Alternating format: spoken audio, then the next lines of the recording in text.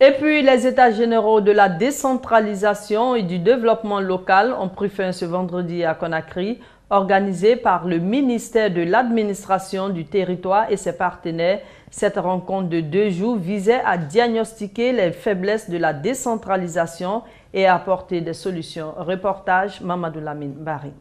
Des maires de communes urbaines et rurales du pays et leurs secrétaires généraux, des sous-préfets, des préfets, des gouverneurs et autres cadres, en tout 747 participants ont pris part aux États généraux de la décentralisation et du développement local.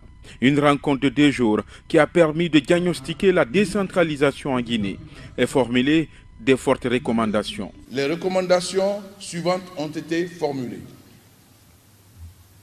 1. Signature des textes d'application du Code des collectivités locales déjà élaborés par les ministres concernés. 2. La vulgarisation du Code des collectivités locales. 3. L'organisation des États généraux de la décentralisation et du développement local au niveau des régions administratives. 4. La formation continue des nouveaux élus. 5. Le renforcement des capacités des collectivités locales en vue de l'amélioration de leur capacité d'absorption des ressources qui leur sont allouées. 6. La mise à disposition d'un receveur par commune.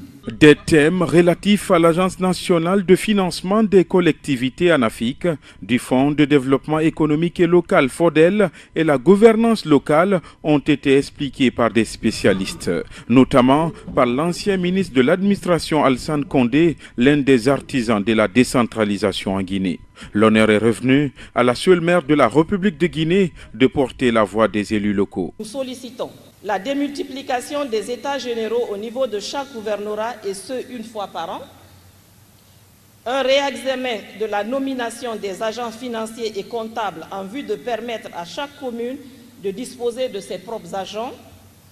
L'intégration des 5 communes de Conakry dans le programme financier et technique de l'ANAFIC. Plus de diligence pour l'approbation des budgets communautaires pour la tutelle.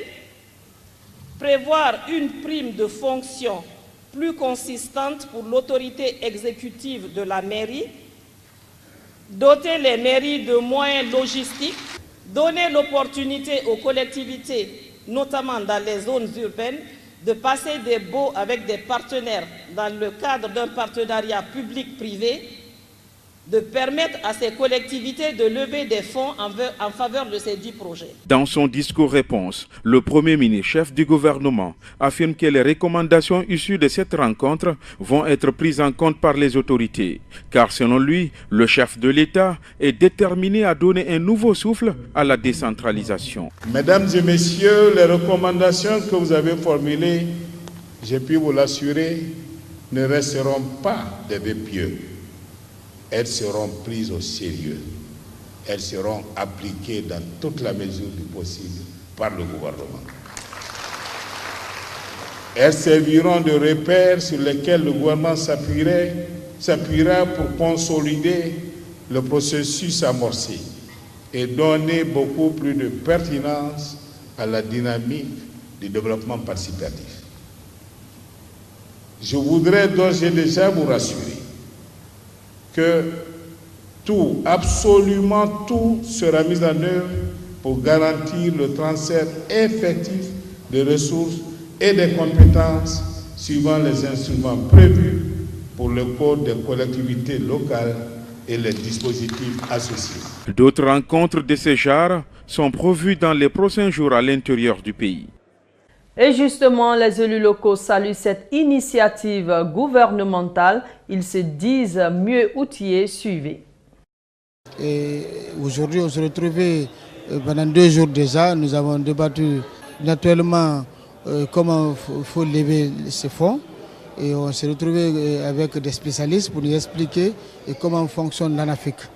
Donc cet instrument de développement est extrêmement important pour nous aujourd'hui. Nous, les élus locaux, notamment les nouveaux, qu'il faut encourager et puis multiplier les formations au niveau des régions pour que tout le monde soit outillé pour faire fonctionner nos communes dans le cadre de développement harmonieux de nos communes et de bénéfice de nos populations. L'initiative est salutaire, elle est la bonne, elle est très bonne, en ce sens qu'elle donne des informations qui n'étaient pas connues aux nouveaux élus qui comprenaient très mal la chose. Et nous venons d'être très bien outillés cette fois-ci. Chacun sort avec une satisfaction quand même et un espoir. Nous avons suivi les états généraux avec beaucoup d'enseignements. Mais tout d'abord, je remercie le président de la République, le professeur Alpha Condé, qui a bien voulu initier les états généraux et non seulement initier, mais appuyer les nouveaux élus à travers non seulement des moyens et des manuels pour pouvoir leur permettre d'agir efficacement dans leur collectivité locale.